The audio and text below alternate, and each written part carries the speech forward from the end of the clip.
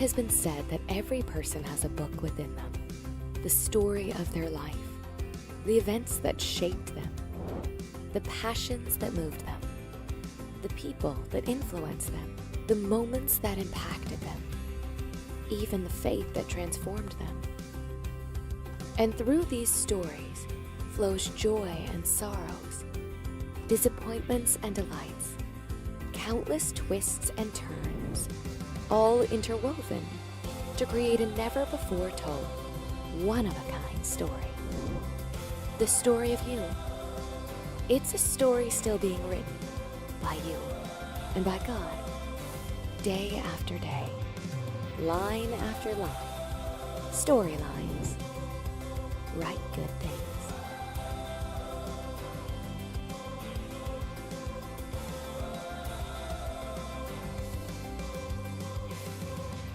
Well, last Sunday morning, about 3 o'clock a.m., Michigan time, well, you all here were probably sleeping. Kelly and I were attending the services at the Holy Trinity Church in Headington, England, which is situated just a little bit outside of Oxford. It's where my daughter had worshiped when she attended her study abroad there. It's also where somebody probably a little more famous than my daughter attended, and that was C.S. Lewis. And evidently, C.S. Lewis was a famous theologian, a famous author, and evidently he liked to attend the early service because there was no music at the early service. And the answer for that is because he didn't have our worship team. If our worship team had been there, he would have been at the regular service, I guess. But we attended that service. We spoke briefly with the pastor, and she pointed out the grave in the back of the cemetery and suggested after we visited the grave that we go back into the house and visit the Narnia window, which I had never heard of the Narnia window before. Maybe you have. This is actually a window in the side of the church. There's 3 windows on the side, and this is the middle window there, and it's a picture of the Narnia scene from the books that C.S. Lewis actually wrote. He wrote about 40 books, titles of which you've heard, like the Screwtape Letters, and he also wrote Mere Christianity, but probably he was most known for, not those books, which are great theology, but for some of his fiction that he wrote in children's books known as the Chronicles of Narnia. In fact, probably many of you in this room have actually read the books that he wrote there.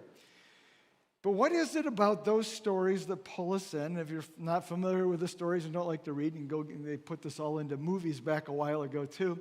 But what are those stories that pull us in, that grip us? And what is it just about stories in general that connect with us?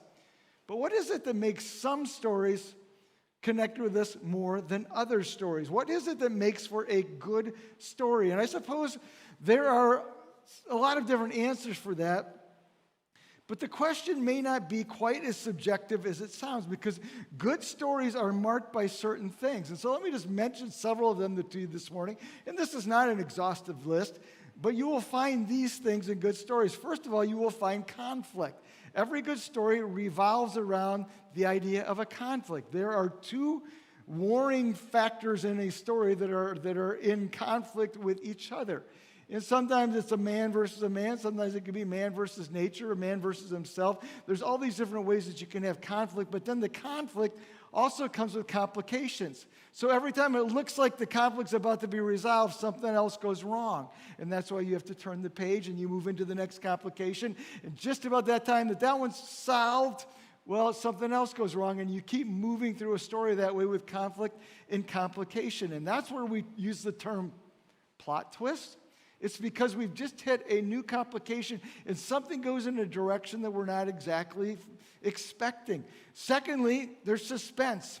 In every story, there's that element of surprise. And it's like, okay, what's going to happen next? You also see in great stories characters and character development.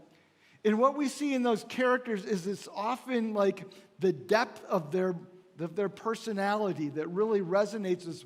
And the author is somehow able to peel back the layers of this person. And we see ourselves in this person. And thus we see ourselves in the story. So there's conflict and suspense. There's character development. In a good story, there's also emotion. And that's why some stories really, I think, connect with us more than others, is because somehow they find something within us and it's like, oh, and it just pulls on our heart and it tugs on our heart. And then lastly, in any good story, you see what we call identification. It means something to me personally.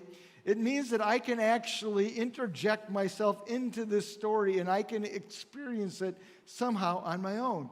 And so when we have a story that we're reading, and if I asked you this morning, you could probably say, what is the best book you've ever read or the best story you've ever seen or even the best movie you've ever watched? If I gave you time, you could think about it, but it would be because of some of these elements of the story. Well, this morning we want to look at a Bible story that really checks the boxes on all of these, but it's a story that's become so familiar to us that we lose the elements of conflict and we lose the elements of surprise because we just know it and we know how it all turns out. And yet, if we dive into the story, I think that the character development, the emotion of that story, the identification of the story is probably something that we've never really leaned into before. And so I want to do that this morning. The story is familiar. It's told over the span of 13 chapters in the book of Genesis. And its climax really comes in Genesis chapter 45. So we're going to look at that in just a minute. I encourage you to turn there, Genesis chapter 45. That's where the climax is.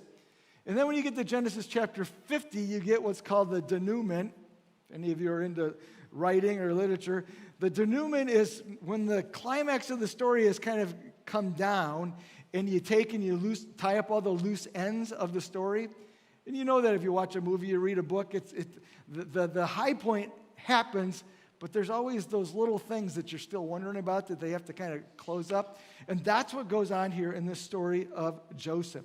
And so what I'd like to do is briefly retell the story, realizing that we're going to lose that element of suspense and the plot twists, unfortunately, because they're incredible as you go through the story. But as we do that, I want to explore 3 questions in this story as we look at it today. The first question is this: what are the key experiences in your past that are part of your story? Now, I realize that we're talking about Joseph, but we're talking about Joseph so that we could be talking about you. So we want to identify what are the key experiences in your past that are part of your story. Secondly, how have those moments become part of your story? Because they have. And the things that you have lived through, gone through, experienced in your past have become a part of who you are as we talk about your story. And then thirdly, how can you lessen the power of the negative in your past? And how can you leverage the power of the positive in your past? Now, admittedly this morning, when we talk about Joseph, there's a lot more negative in a sense than there is positive. And when we talk about your story, it's easier to go back in our past sometimes and identify some of the negative things and how they've affected us than it is to identify some of the positive.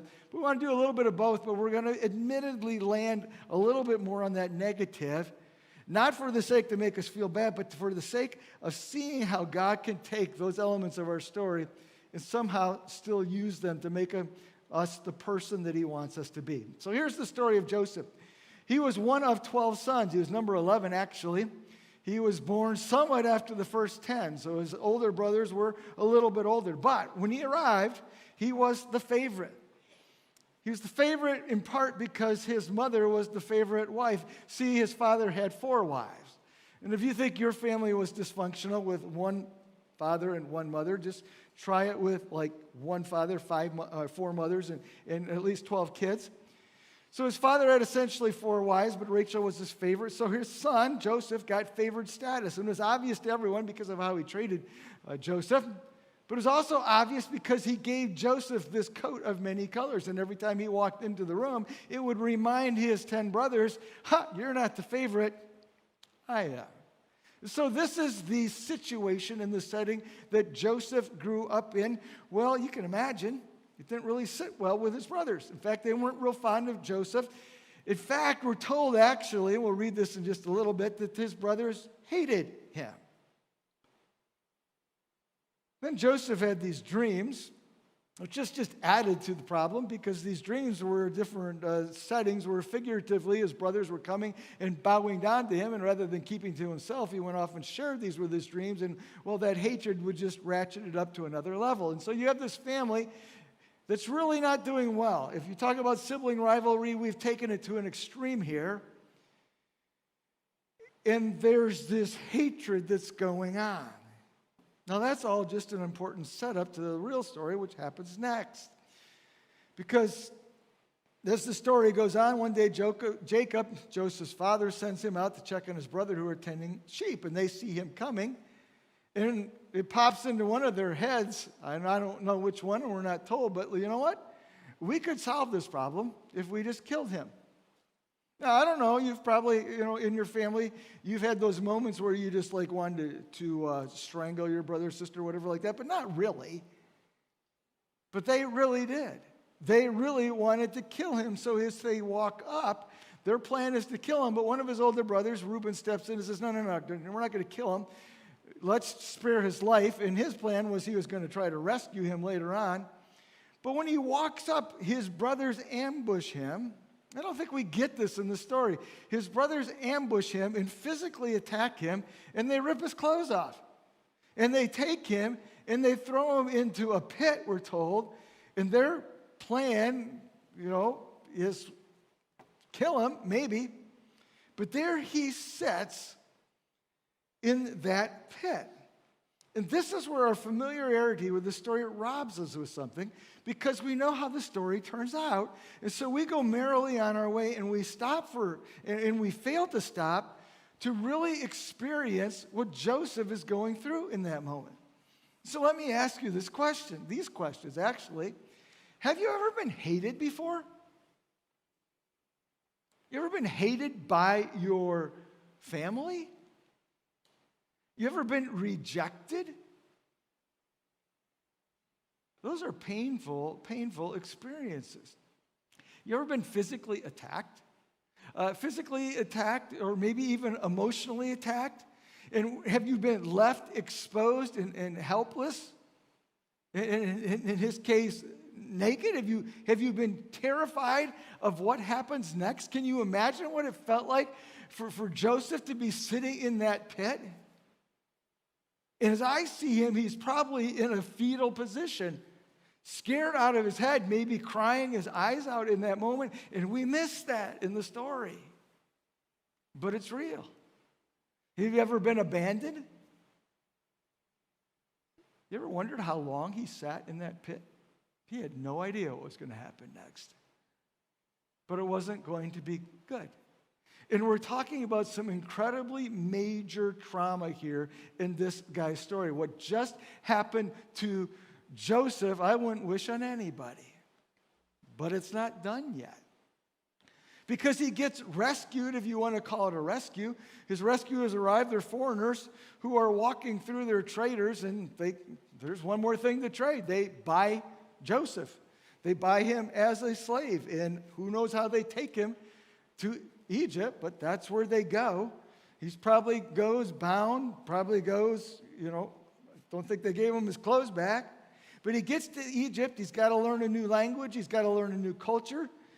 He is sold as a slave to a rich military man, Potiphar, and somehow, considering everything that he's been through, he seems to shake it all off. And with some resiliency, he kind of raises up the ranks of the slaves in that day and becomes number 2 to Potiphar, and everything starts to look good. Until Potiphar's wife frames him, and he ends up back in prison, and he gets accused of rape.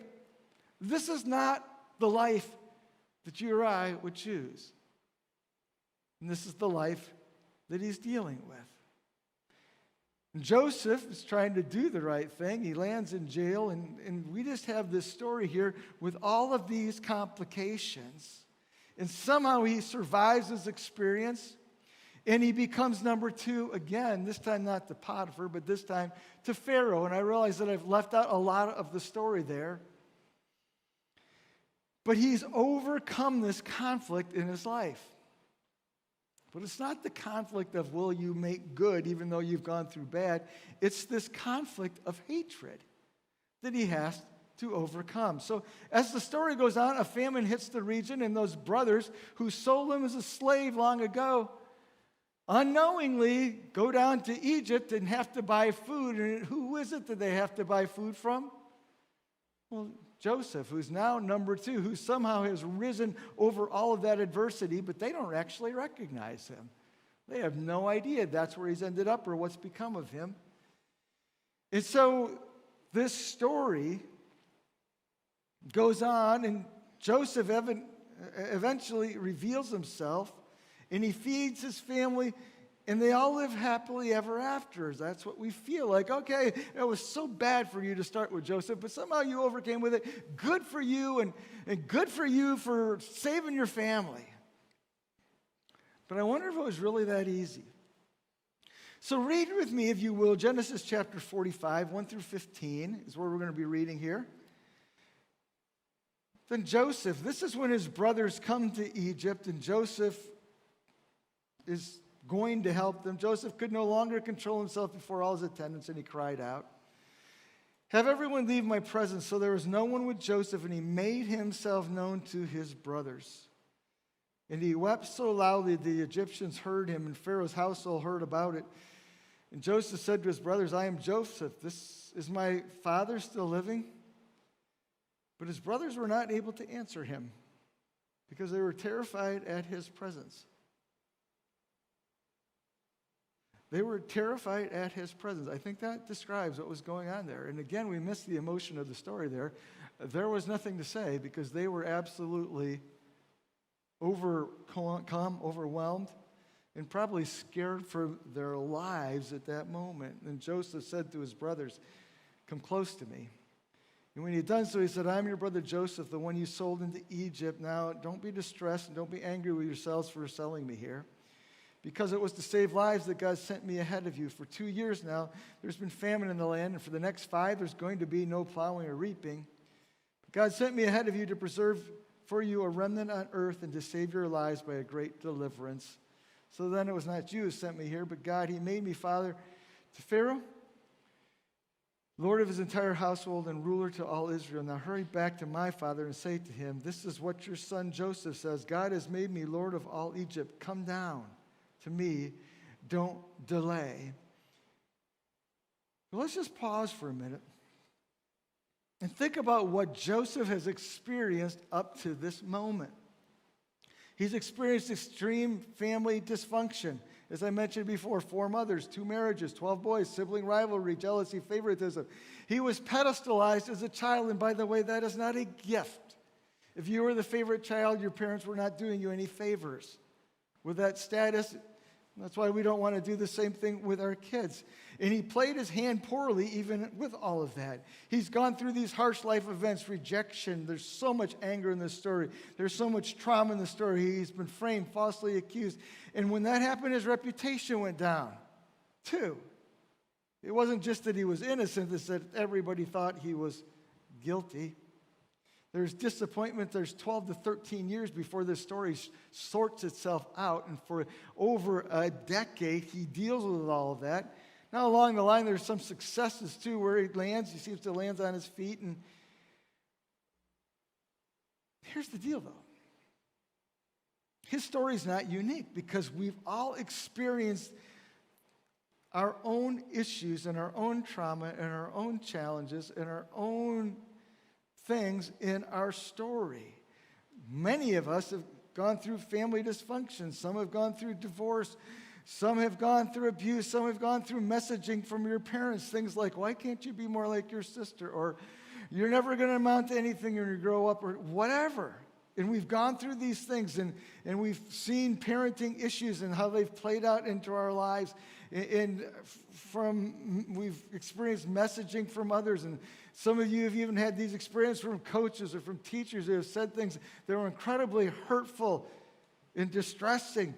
And there have been the things that you've just tried and failed yourself, and there's the messages that you give to yourself that I'm not good enough, because if I were good enough, I would make the team, or I get the grade, or I get the job, or whatever like that.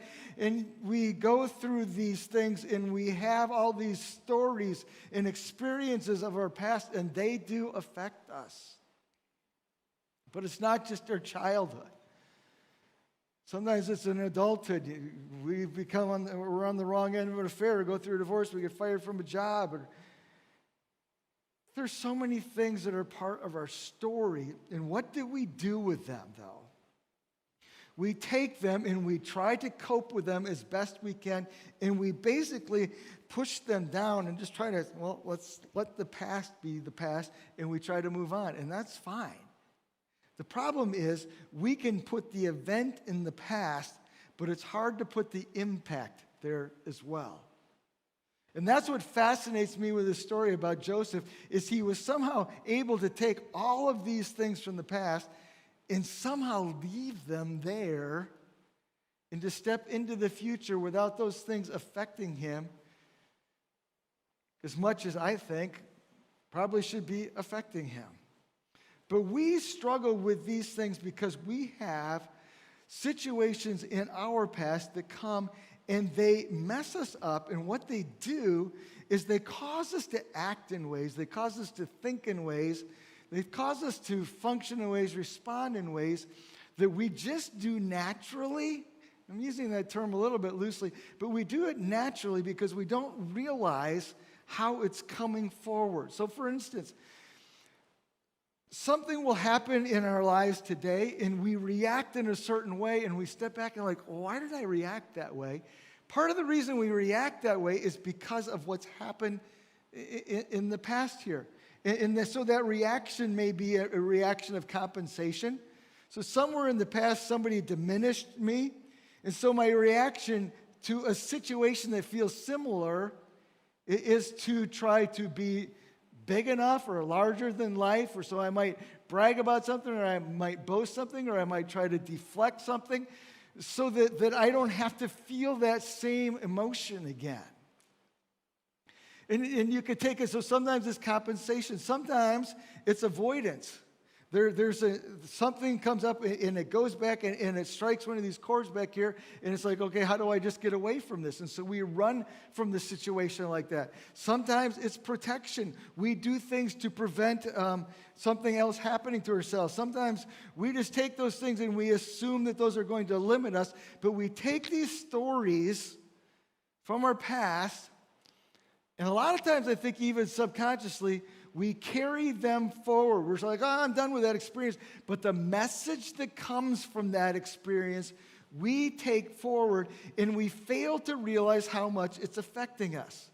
And one of the things I really love about Re-Engage is as we go through some of this material, we start to realize how some of those stories in the past are not just affecting us, but we're affecting our stories. And one of the things that I love about Re-Engage is we all sit down and we share our stories.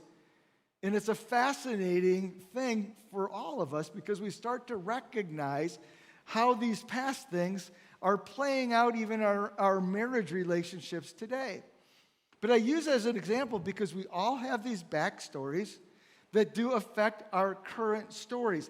And they become our story or a major part of our story, and we see the world through this lens of our experience. But we don't have to accept it as final. We can deal with it, but dealing with it requires some level of awareness, and that's what we're trying to do today. So how did Joseph's story affect him? Well, it seems like he just kind of like just rolled right off him, but I doubt that's true. I doubt that he was like some superhuman. And, for us, when we go through hard times, we run to Scripture and try to encourage ourselves with that. That didn't happen. He didn't have a Bible. We're talking Genesis chapter 30, right? Somewhere in there. Or we go to church and we find our Christian friends and they help us through. They weren't there either. So everything that he's dealing with, he's basically dealing with this on its own. How does he deal with that? And how can we? Well, the answer comes in Genesis chapter 50. Genesis chapter 15, we're going to start reading in verse number 15. And this is that term I used before, the denouement. This is where some of the loose fibers get wrapped up here. But it says when Joseph's brothers saw that their father was dead, this is the very end of the story now. They said, it may be that Joseph will hate us and pay us back for all the evil that we did to him. So they sent a message to Joseph saying, your father gave this command before he died. Say to Joseph, please forgive the transgressions of your brothers and their sin because they did evil to you.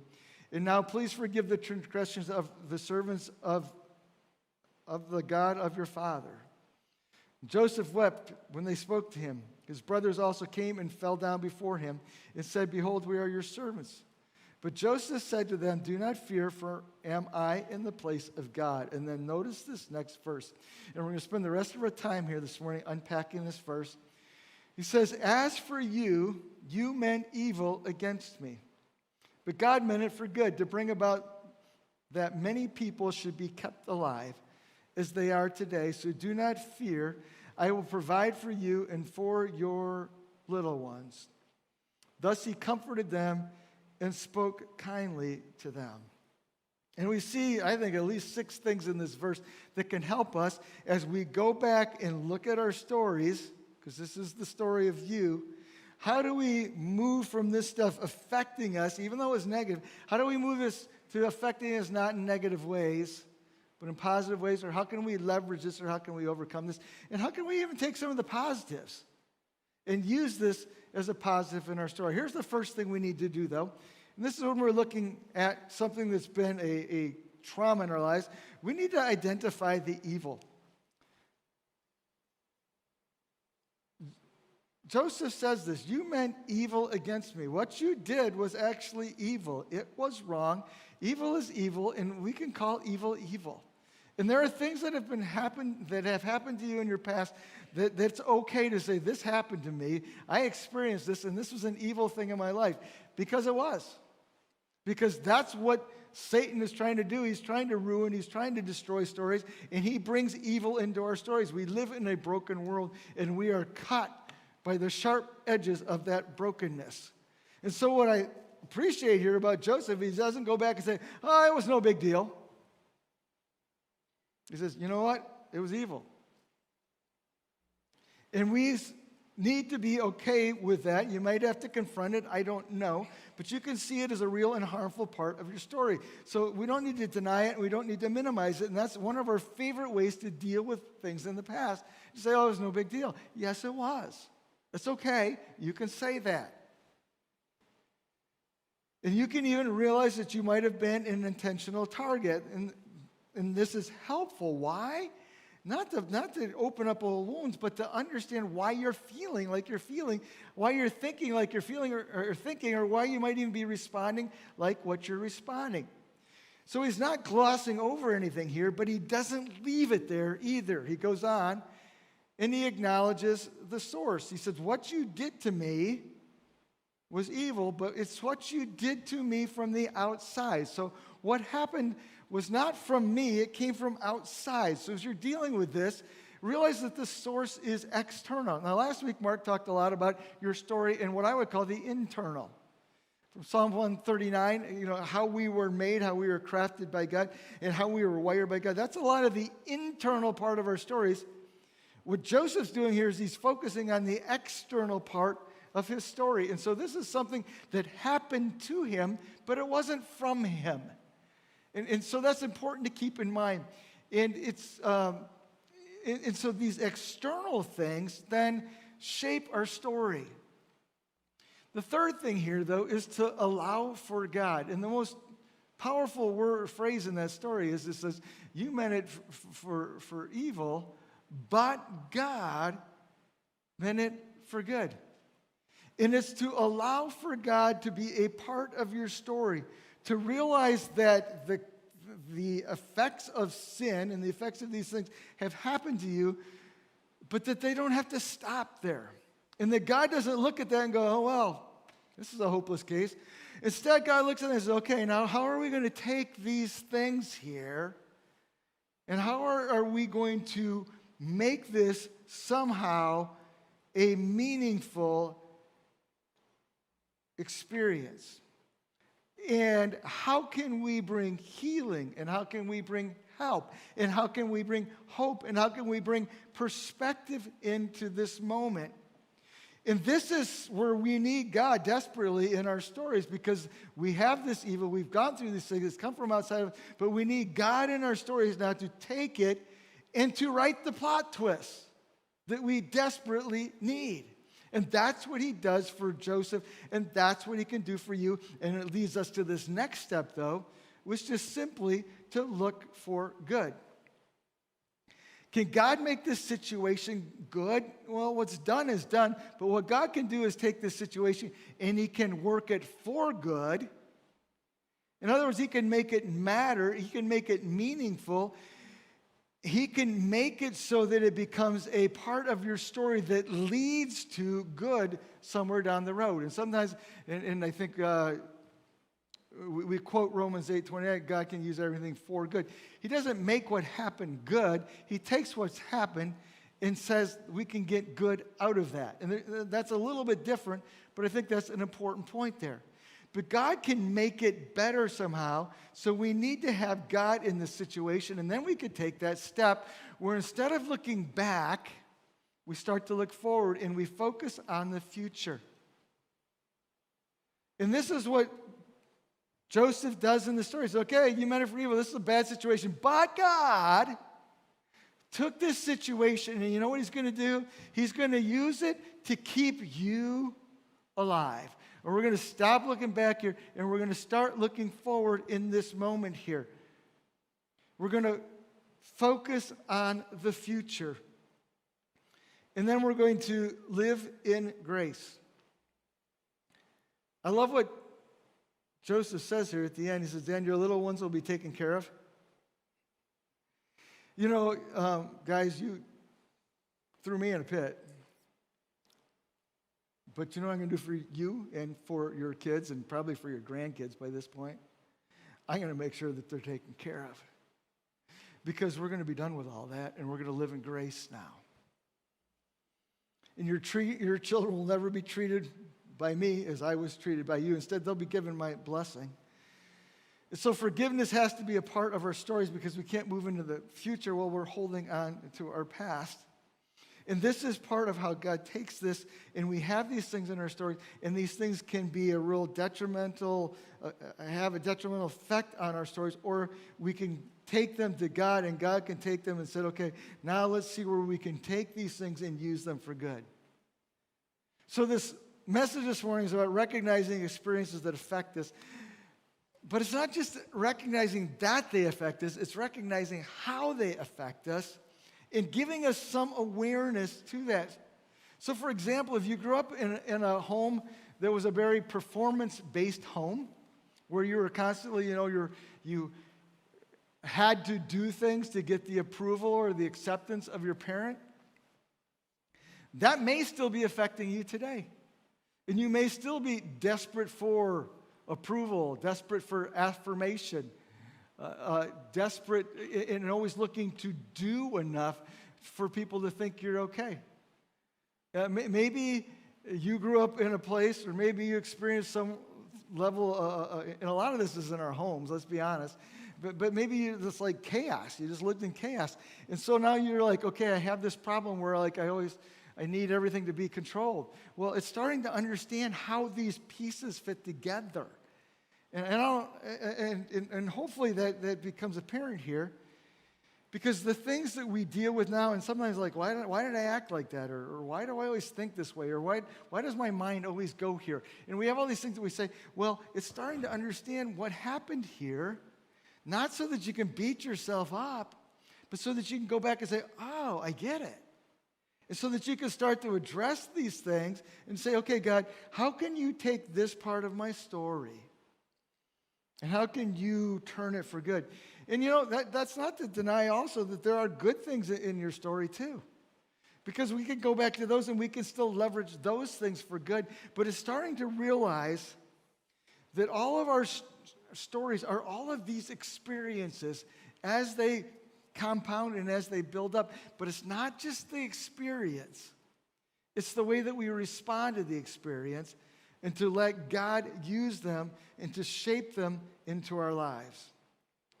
So Joseph's story is a lot like my story and a lot like your story. And he had a list of failures, and he did, and he had some list of abuses and disappointments and injuries, and we all have these lists of these things that are part of our past, and things that sometimes we're unaware of. But they're part of our story as we become. And that's where we go back to a couple weeks ago. We talked about the different parts of our stories. We all have a becoming. See, our story's not done yet. In Joseph's story, if you just finish Joseph's story there, if you quit too soon, it's like the most depressing thing you'll ever read. But his story didn't finish there. It kept going, and your story isn't finished yet. It keeps going, and God is the master of the plot twist, but he can take, in the process of you becoming who he wants you to become, he can take all these things and he can leverage them in positive ways. There are many biographies that have been written about C.S. Lewis that I mentioned at the very beginning. One of the most complete is a 3-volume set with this title, Becoming C.S. Lewis. See, C.S. Lewis, we think of him as an Englishman. He was actually an Irish boy and moved to England when he was just a child. Of course, he moved to England, and he had that horrible Irish accent and was made fun of as a kid. In fact, as a kid, everything gets picked on. He didn't have 2 thumb joints. He just had 1. And so it made him very awkward when we were playing certain sports. So again, he was mocked and ridiculed for that. Oh, and by the way, C.S. Lewis, when he was 10 years old, his mom passed away. And he was sent to live in a boarding school. And oh, by the way, the headmaster of the boarding school was literally, certifiably going insane, and it was a horrible situation. Well, he grew up and overcame all that, became a teacher at Oxford, taught at Magdalen College there, wrote his books, but when he was 58, he married for the first time. And he married a woman who lived for a grand total of 4 years. And she passed away of cancer. And one of the books that he wrote was about that story and about grief. And so we look at the story of C.S. Lewis, who gave so much to this world in his theology, and he gave so much to this world in his books that are of Narnia. And we think, wow, how did that happen? It's because God can take the experiences of our lives, and he can use them, and he can mold them, and we can understand them and be aware of them and appreciate them, and then God can use them somehow to become who he wants us to be. C.S. Lewis gave the world a great story. Joseph gave the world a great story. You could give the world a great story too. Write good things. Let's pray. God, I'm so thankful for the fact that you redeem our stories.